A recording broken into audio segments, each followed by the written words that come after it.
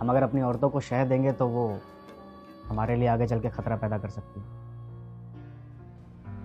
इंसान दूसरों की गलतियों से ही सीखता है, तो जो ढिंगरा साहब के साथ हुआ वो हमारे साथ ना हो, इसलिए हम कोशिश यही करते हैं कि हम अपनी बीवियों को दबा कर रखें, चाहे डांट डपट कहीं से।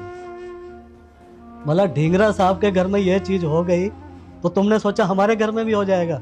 मतलब उसकी बहू गलत निकली, मतलब वो कुएं में कूद रहे तो हम भी कुएं में कूदेंगे। इस घर में तुमने कभी देखा है, कभी मुझे देखा है तुम्हारी मम्मी को डांटते हुए, या तुमने अपने दादा को देखा था? इस घर के अंदर ऐसा है क्या? या कभी तुम्हारी मम्मी मेरे से बदतमीजी से बात की क्या? मैंने उनसे कभी बदतमीजी से बात की? पर तुम्हें ऐसा क्यों लगता है? ये चीजें तुमने कहाँ से सीख ली? हमारे घर में तो ऐसा संस्कार नहीं है। पहले के ज़माने में और अब के वक्त में फर्क रहा। जमाना बेटा कभी का भी हो, हमेशा प्यार से घर चलते हैं।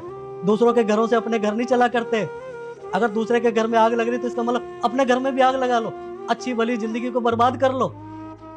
भाई जब हमारे घर में ये चीज नहीं है तो तुम ऐसा कैसे सोच सकते हो हमारे घर में भी ऐसा होगा?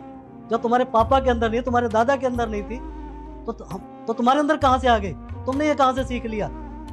बेटा अपने घर पे ध्यान दो, दूसरे के घरों में क्या हो रहा है उस पर ध्यान मत दो। जो इंसान दूसरों पे ध्यान देता है वो अपना घर बर्बाद कर लेता है। हमेशा अपने पेरेंट्स को आदर्श बनाओ, ना कि दूसरों को। जमाना आज भी वही है, कल भी वही था।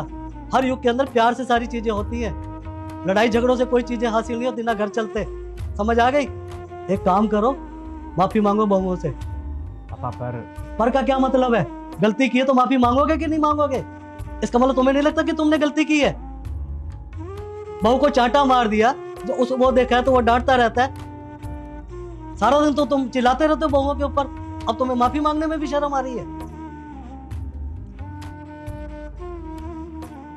सॉरी। आई एम सॉरी, दोबारा गलती नहीं करूँगा। दिल से मांगो सॉरी, ऐसे नहीं होता सॉरी। एहसान नहीं कर रहे हो, बहुत बड़ी गलती की है, ढंग से माफी मांगो। गलती हो गई मुझसे, मुझे माफ़ कर। आज के बाद कभी भी ऊपर गुस्सा नहीं करूँगा या फिर हाथ नहीं उठाऊंगा। सॉरी गर्लफ्रेंड, मैं आइंदा ख्याल रखूंगा इन बातों का। और मुझे ये भी वचन दो, आज के बाद तुम दोनों एक तो बहुओं को डांटोगे नहीं, उनके साथ टाइम भी स्पेंड करोगे और मार्केटिंग भी करवाओगे, शॉपिंग भी लेकर जाओगे।